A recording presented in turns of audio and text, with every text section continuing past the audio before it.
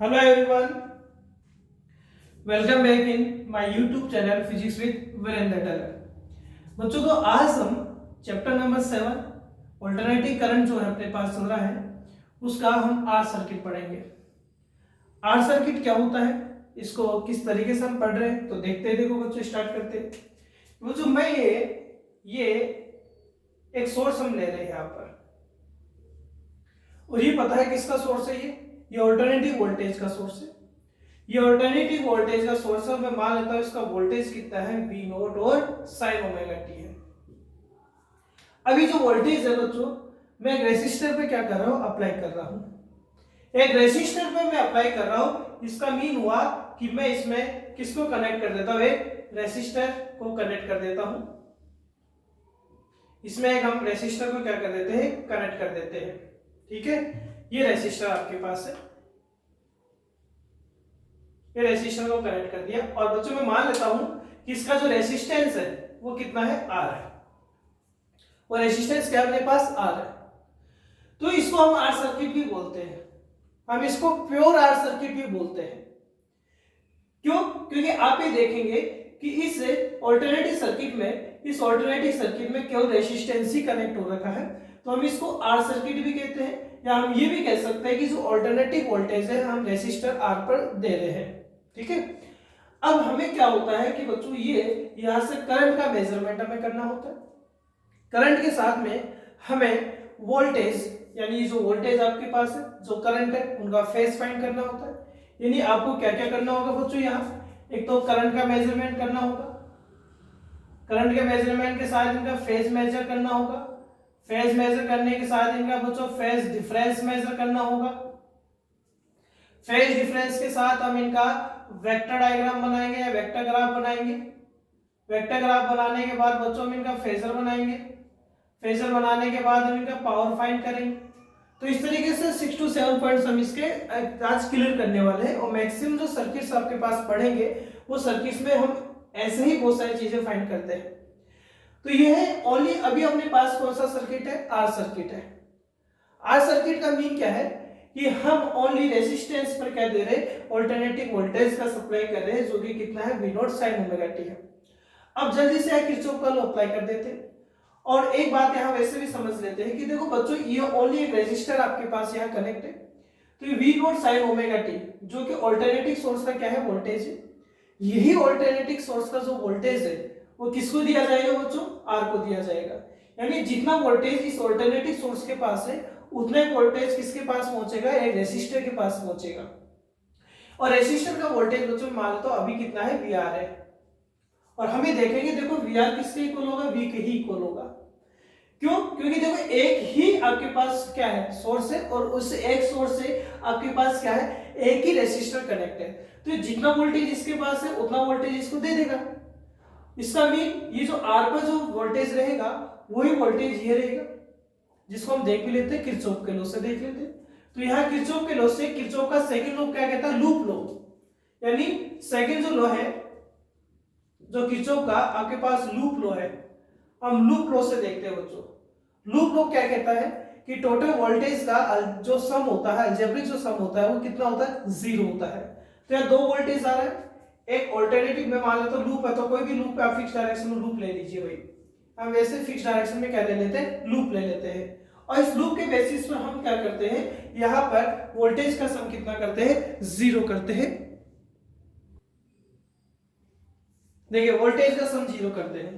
तो देखो बच्चों, सबसे पहला वोल्टेज कौन सा है, V है। V जो भी आप ये ऑल्टरनेटिव सोर्स ले रहे हैं उसका वोल्टेज है, तो उसका वोल्टेज क्या हो गया, V।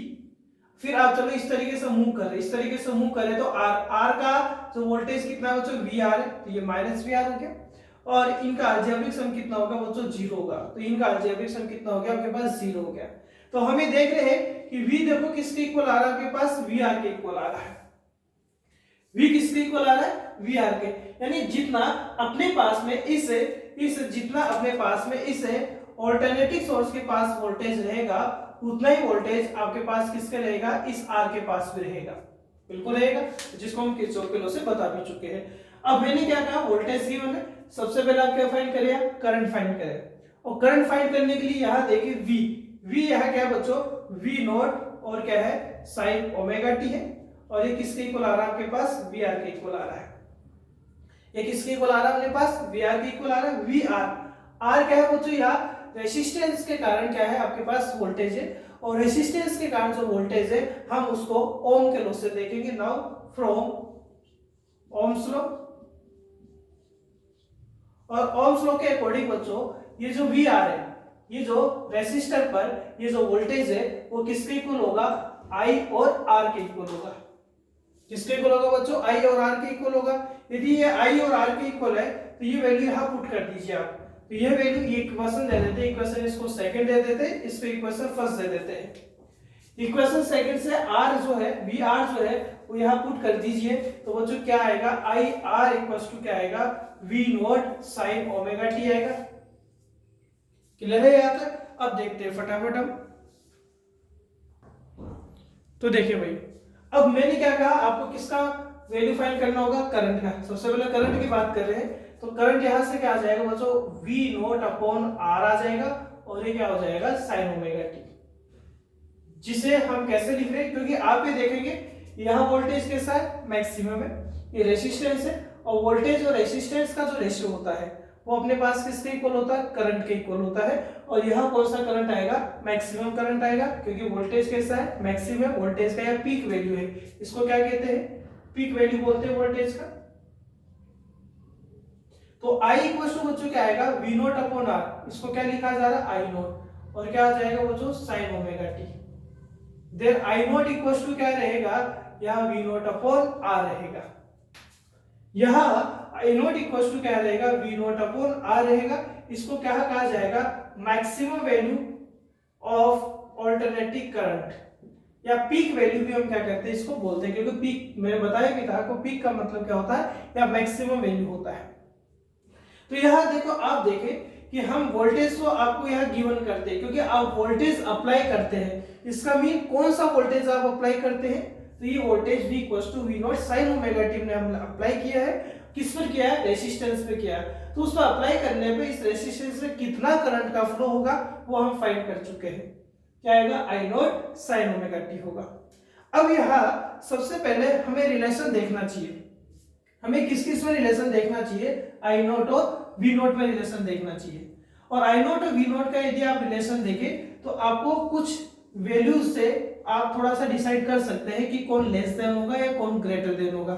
सपोज बच्चों या आर का वैल्यू 1 ओम यदि मैं यूज लूं, आर का वैल्यू यदि 1 ओम यूज लेता हूं तो आई नॉट वी नॉट के क्या होगा, इक्वल हो जाएगा। बट आर का वैल्यू यदि ग्रेटर देन 1 मैं यूज लेता हूं, आर का वैल्यू ग्रेटर देन यदि 1 हम यूज ले, तो आर का वैल्यू यदि ग्रेटर देन 1 होगा तो वी नॉट में यदि ग्रेटर देन 1 का आप डिवाइड करेंगे तो जो रिजल्ट आएगा वो आई नॉट के इक्वल आएगा, और आई नॉट जो होगा वो वी नॉट से फिर क्या हो जाएगा, कम ही आएगा। जैसे मान लो कि आपके पास वी नॉट का वैल्यू बच्चों 3 वोल्ट गिवन है, और आर में मान लेता हूं कि बच्चों 2 ओम है, तो आई नॉट कितना रहेगा, आई नॉट रहेगा v naught upon R mean 3/2, तो बच्चों कितना आएगा 1.5 है। तो 1.5 किसका वैल्यू है, आई नॉट का वैल्यू। अब आप देखें वी नॉट क्या है, ज्यादा दिख रहा नहीं दिख रहा, 3 वोल्ट है, इसका मीन है वी नॉट क्या होगा आपके पास ज्यादा रहेगा, किसके कंपैरिजन में, आई नॉट के कंपैरिजन में। तो यहाँ जो आर सर्किट हम पढ़ते हैं, इस आर सर्किट में क्या होता है बच्चों कि वी नॉट यहाँ ग्रेटर देन होता है, किसके कंपैरिजन में, आई नॉट के कंपैरिजन में, यानी वोल्टेज का जो पीक वैल्यू होता है वो करंट के पीक वैल्यू के कंपैरिजन में ज्यादा होता है। अब देखिए, हमें इतना रिलेशन पता चला है, हमें इतना रिलेशन पता चला है कि यह वी नॉट यानी मैक्सिमम वोल्टेज का वैल्यू जो जाता होता है किसके कंपैरिजन में, करंट के कंपैरिजन में। अब हम क्या करते हैं, फेज फाइंड कर लेते हैं। फेज फाइंड करने के बाद हम phase difference and vector graph and phasor graph बनाने वाले हैं। तो देखो फेज का मीन क्या होता है, फेज का मीन होता है बच्चों एंगल। अब यदि फेज की बात आप करें तो सबसे पहले फेज हम किसका फाइंड कर लेते हैं, किसका, करंट का देख लेते, चलो करंट का देख लेते, phase in current, phase in current या फेज ऑफ करंट या फेज ऑफ करंट, ठीक है, फेज यानी एंगल, फेज किसका है बच्चों, करंट का क्या है, साइन के साथ कौन आ रहा है, ओमेगा टी, तो ओमेगा टी एंगल है तो इसका फेज क्या रहेगा, ओमेगा टी रहेगा। इसी तरीके से यदि आप फेज किसका देखें, वोल्टेज का फेज यदि देखते हैं हम, तो वोल्टेज का फेज भी कितना है बच्चों, ओमेगा टी ही, देखो ओमेगा टी ही आपके पास। इसका भी दोनों का फेज सेम है, बट हम ये देख रहे हैं कि वी नोट ग्रेटर देन है किसके कंपैरिजन में, आई नोट के कंपैरिजन में। इसका मीन हुआ कि फेज यदि सेम है, यदि फेज सेम है, इसका मीन जो करंट है और जो वोल्टेज है दोनों साथ साथ मूव करेंगे, दोनों साथ साथ मूव करेंगे, बट जो वी नोट है वो वैल्यू अपना करंट से क्या रखेगा, ज्यादा रखेगा। हम इसे किस तरीके से साथ साथ मूव करेंगे, हम इसको ग्राफिकल रिप्रेजेंटेशन के द्वारा से भी बताते हैं, और इसका जो ग्राफिकल रिप्रेजेंटेशन जो होगा वो वेक्टर ग्राफ में हम करेंगे, और फेजर में भी कुछ ना कुछ बातें हम इन्हीं की करते हैं। तो यहाँ हम देखते हैं कि दोनों का फेज क्या आ रहा है, सेम आ रहा है, इसका मीन दोनों साथ साथ क्या करते हैं, मूव करते हैं। अब यदि फेज आ चुका है तो बच्चों हम फेज डिफरेंस ही फाइंड कर लेते हैं। अब पॉइंट तो आपको याद हो गए होंगे कि कौन कौन से पॉइंट हमें यहाँ फाइंड करने होते हैं। नाउ अब देखते हैं बच्चों फेज डिफरेंस। अब यहाँ फाइंड करते हैं फेज डिफरेंस।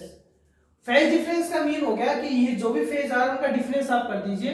तो डिफरेंस आप करेंगे तो दोनों का फेज ही क्या है बच्चों, आपके पास ओमेगा टी सेम है, तो ये फेज डिफरेंस कितना है, 0 है। फेज डिफरेंस 0 आ रहा है, इसका मीन ये हो गया कि जैसे सपोज करें कि यहाँ पर वोल्टेज इस डायरेक्शन में मूव कर रहा है, तो करंट भी क्या होगा बच्चों, इसी डायरेक्शन में मूव करेगा, क्योंकि दोनों का फेज सेम, दोनों सेम डायरेक्शन में मूव करेंगे, और दोनों का यहाँ पर फेज डिफरेंस भी कितना है, 0 है। इसका मीन दोनों क्या कर रहे हैं, सेम डायरेक्शन में ही मूव कर रहे हैं। तो यहाँ पर हम देख रहे हैं कि यहाँ फेज दोनों का ओमेगा टी सेम है, और यह फेज डिफरेंस कितना आ चुका है आपके पास, 0 आ चुका है। तो यानी आर सर्किट में करंट एंड वोल्टेज का जो फेज डिफरेंस होता है वो कितना होता है भाई, 0 होता है।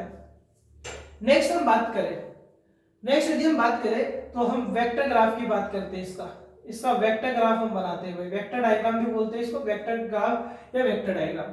वेक्टर डायग्राम मैंने बताया लास्ट क्लास में कि वेक्टर डायग्राम का मतलब होता है कि इस वी नोट का, ये वी का यानी वोल्टेज का और करंट का टाइम के साथ में किस तरीके से वेरिएशन आ रहा है, हम उसको क्या करेंगे, इस वेक्टर ग्राफ में रिप्रेजेंट करेंगे। टाइम के साथ का मतलब हो गया कि देखो टाइमिंग की हम बात कर लेते हैं कि बच्चों एक फुल है, जब कंप्लीट अपने पास साइकिल होता है तो टाइम पीरियड क्या होता है, कैपिटल टी होता है, और हाफ में क्या मानते हैं, t/2 मानेंगे।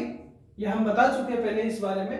ये t/4 आ गया, और ये बच्चों कितना आ गया, 3t/4 हो गया। ये टाइमिंग हो गया आपके पास में, ठीक है, ये टाइमिंग है। इसी तरीके से जब बात करें इस y एक्सिस पर मैं i भी ले रहा हूँ, v भी ले रहा हूँ, और i भी दोनों ले रहा हूँ। क्यों, क्योंकि हम दोनों को एक साथ कंपेयर करते हुए टाइम के साथ क्या बनाने वाले हैं, या ग्राफ बनाने वाले हैं। तो देखिए सबसे पहले आप क्या करें बच्चों, वोल्टेज का बना लीजिए। सबसे पहले वोल्टेज का बनाइए आप, और वोल्टेज को आप देख रहे हैं, देखिए यहाँ वोल्टेज की बात यदि हम करें, देखिए तो वोल्टेज में देखो क्या आ रहा है बच्चों, साइन आ रहा है, साइन साइन साइन, और हम साइन का ग्राफ बनाना आपको सिखा चुके हैं। साइन स्टार्टिंग में इनिशियली, क्योंकि यदि आपको ऐसा नहीं पता हो तो आप ऐसे भी देख सकते हैं कि देखो बच्चों ये तो 0 डिग्री हो गया, t/4 का मतलब हो गया यहां पर जो एंगल होता है वो कितना होता है, π/2 होता है, 90 डिग्री होता है। t/2 का मतलब होता है, क्योंकि देखो एक कंप्लीट राउंड, चलो इसे समझाते हैं, एक कंप्लीट राउंड में जो एंगल बनता है बच्चों वो 360 डिग्री बनता है, जिसको 2π बोलते हैं। तो यहाँ t का मतलब होता है एंगल 2π है, इसका जस्ट हाफ कितना रहेगा, पाई रहेगा, 180 रहेगा, और पाई का और 0 का जो जस्ट हाफ रहेगा π/2 रहेगा। पाई यानी 180 और 360 का मिड क्या रहेगा, 3π/2 रहेगा। 3π यानी 180 को 3 से मल्टीप्लाई करेंगे आप, तो आपके पास कितना आ जाएगा भाई, 180 को 3 से करेंगे 540 आ गया, और 540 का 2 में डिवाइड करेंगे तो ये 270 डिग्री हो गया। आप ऐसे समझ सकते हैं कि एक पूरा राउंड यदि लेते हैं तो 0 डिग्री से स्टार्ट होता है, 90 पर पहुंचता है, फिर 180 पर पहुंचता है, फिर 270 पर पहुंचता है, अगेन आपके पास 360 पर आ जाता है। तो यदि ऐसे नॉर्मली नहीं आता तो यहाँ ऐसे समझ सकते हैं कि यह t/4, जैसे मान लो आप यहाँ 0 रखे स्टार्टिंग में, v का ग्राफ बना रहे तो टाइम का कितना है, वैल्यू 0 है, और 0 पर वैल्यू बच्चों क्या रहेगा, 0 रहेगा, तो ये 0 रहेगा आपके पास में। अब t का वैल्यू t/4 रखेगा, तो t/4 रख लो, या आप ये समझ जाओ कि t/4 का मतलब क्या होता है, π/2 होता है। इसका मतलब यहाँ साइन π/2, साइन π/2 क्या होता है बच्चों, 1 होता है, 1 मैक्सिमम होगा, तो ये किसके इक्वल आएगा, v0। वो बच्चों मान लो ये v0 आपके पास है, ये v0 का वैल्यू है। अगेन आप देखेंगे t/2, या तो t/2 आप रखें स्मॉल t की जगह, या आप ये समझ सकते हैं कि पाई रखा जा रहा है, उस साइन में पाई, ओमेगा टी की जगह तो टी बाई टू रखिए या पाई रख सकते हैं आप। पाई रखेंगे साइड में पाई यानी 180 डिग्री का जीरो वैल्यू होता है, तो अगेन यहाँ पर जीरो आ जाएगा आपके पास में। फिर हम देखेंगे यहाँ 3 pi by two 270 sine 270 minus one होता है, तो ये माइनस का आपके पास क्या आ जाएगा, वी नोट आ जाएगा, तो ये माइनस का वी नोट आ रहा है आपके पास में। इसी तरीके से अगेन आप देखेंगे 2 पाई रखेंगे तो साइन में तो कितना भी पाई हो, y 2 पाई 3 पाई ऑलवेज जीरो होता है, तो ये बच्चों ये अगेन जीरो आ जाएगा। तो वोल्टेज का जो कर्व बनेगा वो इस तरीके से आप मैच करते हुए बना लेंगे। ये वोल्टेज का कर्व बन चुका आपके पास में, यानी ये कर्व किसका बना है, v = v not sin omega t का बना है। और अब हम बता रहे हैं कि देखो हमने एक बात आपसे बताई, क्या बात की हमने कि यहाँ पर जो v नोट है और जो i नोट है दोनों साथ साथ मूव करते हैं, क्योंकि दोनों के बीच में कोई भी फेज डिफरेंस नहीं होता है, दोनों का फेज क्या है, सेम है। अब दोनों का फेज सेम है तो इसको देखो कैसे हम यहाँ पर डिफाइन कर रहे हैं। लेकिन एक बात जरूर ध्यान रखेंगे भाई, देखो यहाँ v नोट का वैल्यू जो है वो i नोट के कंपैरिजन में ज्यादा होना चाहिए, यानी i नोट का मैक्सिमम वैल्यू v नोट से कम ही होगा भाई। मैं मान लो यहाँ मैक्सिमम वैल्यू इसका i नोट ये रहा, इसी तरीके से इधर भी मैक्सिमम वैल्यू i नोट का क्या रहेगा, कम ही रहेगा, यानी v नोट का जो वैल्यू है वो i नोट के कंपैरिजन में ज्यादा है, इसलिए आप v नोट को y एक्सिस को थोड़ा ऊपर बताइए आप, जिससे ये प्रूफ हो जाएगा कि v नोट ग्रेटर देन है किसका कंपैरिजन में, i नोट के कंपैरिजन में। लेकिन अब हम इस तरीके से ग्राफ बनाएंगे जिससे ये भी प्रूफ हो जाएगा कि दोनों साथ साथ ही मूव कर रहे हैं। तो देखें साइन में आप देखें, ये इसमें करंट में आप देखें, करंट में भी साइन ही आ रहा है, यहाँ भी साइन ही आ रहा था, तो ग्राफ एज इट इज ही बनता है। आप यहाँ जीरो रखेंगे तो अगेन यहाँ जीरो आएगा, ये जीरो आ गया आपके पास में, ठीक है। आप t/4 का यूज करेंगे, t/4 या π/2 का यूज करेंगे तो वैल्यू क्या आएगा, 1 आएगा, लेकिन ये मैक्सिमम वैल्यू से थोड़ा कम रहेगा तो आप यहाँ बना दीजिए।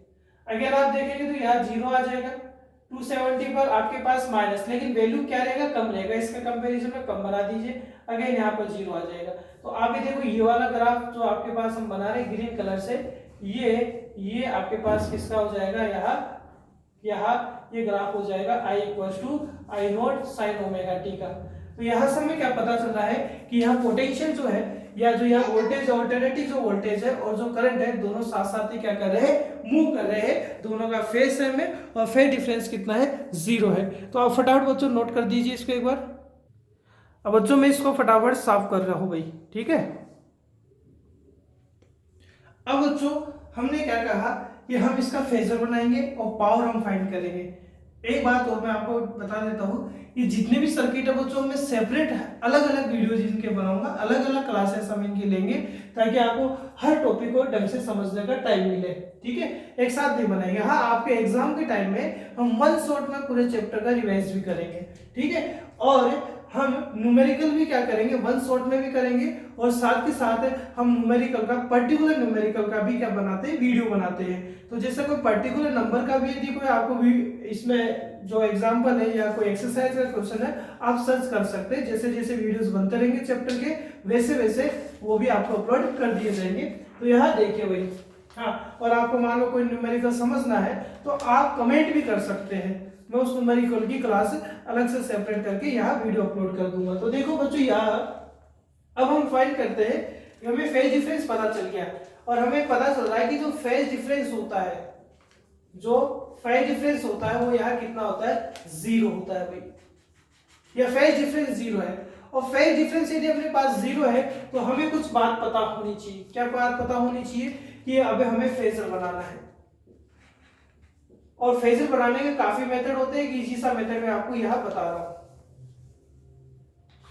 फेजर मेथड बना रहे हैं, मैं मान लेता हूँ कि बच्चों इसमें जो सर्किट है इसमें करंट का फ्लो कैसा हो रहा है, एंटी क्लॉकवाइज डायरेक्शन में हो रहा है। कौन सी डायरेक्शन में हो रहा है, एंटी क्लॉकवाइज डायरेक्शन में हो रहा है।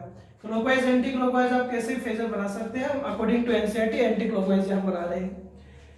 अब सबसे पहले आप ये देखें कि यहाँ V क्या पढ़ा था, सबसे पहले V को याद करें आप, क्योंकि आपने V अप्लाइड किया था और V अप्लाई करने के बाद आप करंट का वैल्यू मेजर कर रहे थे जो कि अपने पास I note sin omega t आ रहा था।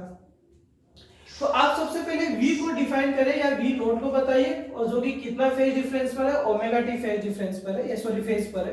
तो यहाँ आप देखेंगे कि सबसे पहले देखें कि यहाँ पर ओमेगा t पर क्या प्राप्त हो रहा है भाई, वी नोट प्राप्त हो रहा है। वी नोट यानी वी नोट क्या है, या पीक वैल्यू है किसका, ऑल्टरनेटिंग वोल्टेज का। तो यहाँ वी नोट आपके पास प्राप्त हो गया। और दूसरी बात आप ये देखें, सेकंड आप देखेंगे करंट जो अपने पास है, करंट जो है उसका ही फेज क्या है, साइन ओमेगा टी। मतलब मैं यहां से स्टार्ट कर रहा हूं, भाई, यहां से स्टार्ट, रोटेशन यहां से स्टार्ट कर रहा हूं मैं।